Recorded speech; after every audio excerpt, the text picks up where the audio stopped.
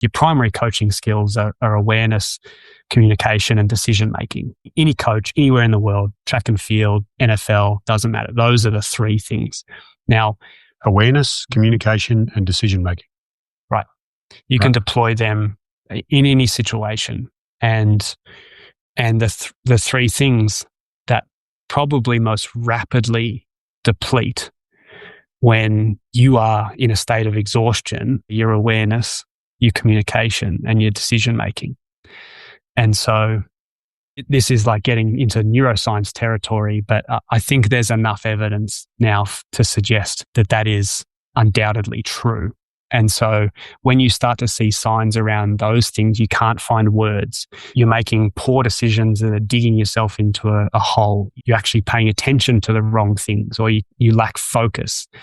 That's a majority of my work now is finding ways to free up coaches so that they can get better access to those three primary skills. Because you know this better than most, Paddy. Think of the knock-on effect down to the players. Right? Like if you're lacking in your awareness, communication, and decision-making, how poorly are you coaching them? Like their development is severely hampered by the fact that you can't sleep.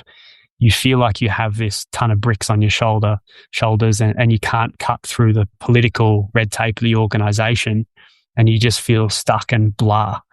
It's remarkable how consistent that challenge is across the elite sporting landscape. Yeah, and I was going to say, like, forget elite sporting landscape. Well, don't forget it. It's your bread and butter, mine too in some ways. But the more I've been drawn into other fields, like sitting in heart surgery department, sitting in NASA, the International Space Station's Mission Control Center, they talk about the same thing, right? Is their ability to maintain good situational awareness, to communicate effectively, even in life and death situations, and their ability to make the right decisions, right? These are life and death scenarios that definitely exist in the military and exist in some of these other areas. And I was actually surprised and forever thankful to some people who drew me into that community because I was like, it's just sport. It's not life and death. But as you mentioned earlier, to the leader, it is life and death in the sense of it either ends a career, changes someone's identity, and or they care so much about either their role in the community or the team they're leading or the business they're running or the championship they're chasing, that to fail is a death of sorts. Now, it's not the same, but it has the same internal consequences on our like you said, the neuroscience doesn't know the difference. I'm curious about, you talk about your work day to day these days is digging people out of that spot, right, where they're stuck. For those who aren't head coaches, who don't have the responsibility, cachet, or potentially cash to engage with Cody Royle and have you help dig them out, what are some of the first things for people who are in the tough stuff in a business, as a CEO or an entrepreneur running their own thing, as the head of a school, as the head of anything? What are some of the things for you that you know are pretty easy go-tos as a first step for those people who get stuck because the weight has become too much momentarily, maybe not permanently, but they're stuck, overwhelmed, they don't have an answer. Normally they're good, but they're kind of stuck. How do you get through that tough stuff? Yeah, so I wrote about this concept in the book called High Performance Knowledge Work. And I think it holds the key to a lot of this discussion. And this is the foundation of what I do and what I write about. And it's pulled in from, the management concept of knowledge work. So the Druckerism, which is, when your knowledge becomes a resource for the organization and expands the amount of resources available to an organization. So it's not things, it's not physical things, it's the knowledge of the people and the knowledge of you. Other industries might refer to that as human capital. Human capital. And that's what he's describing there is, the modern marketer, the modern accountant, the person that they're thinking is actually the tool for the organization. So when you pull that in and then you pair it with high performance and the lessons from science, and what I've done is I've paired it with, Lisa Feldman Barrett's concept around, the body budget and how we spend resources against particular tasks. And then there's also some self-determination theory in there as well, in that autonomy, competence, and relatedness. And so when you bundle all those things together, you kind of get this idea of high performance knowledge work. So really what it is working better, not more. And when you audit your behaviors and you audit your tasks, and literally I have coaches write out every single task they'll do in a week, and we'll go through line by line and cross some of them off and be like, you are just doing that because it landed on your plate one week and you just kept doing it. You don't need to be doing that. You don't need to be doing that. You don't need to be doing that.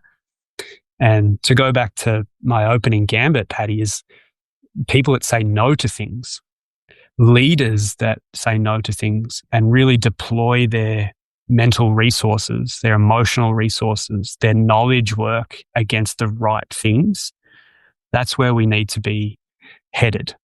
And again, so you've got to really protect your brain, protect your resources to deploy against the right things. And we're not doing that. We're deploying it against everything because you can, right? And there's this idea that, I've got to do the video analysis. I've got to plan the training. I've got to speak to all the guys. I've got to go down to medical. I've got the analytics guys want to come in, and it's all over the place.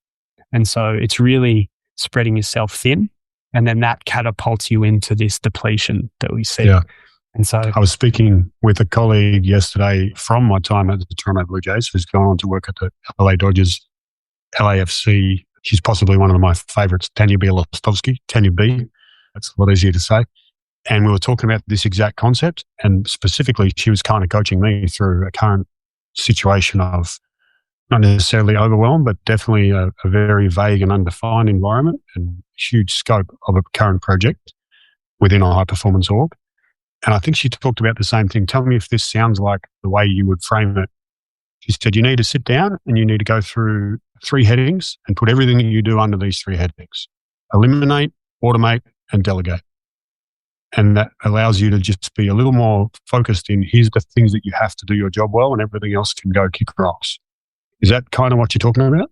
Yeah, precisely. You can do that in a whole bunch of different ways. And I mean, you could pull in time management processes and things like that to really find whatever works for you. But ultimately, we're talking about the same thing, is working better. What are you actually going to do? And I'll tell you the key to this right now, Patty, is actually explaining it to others.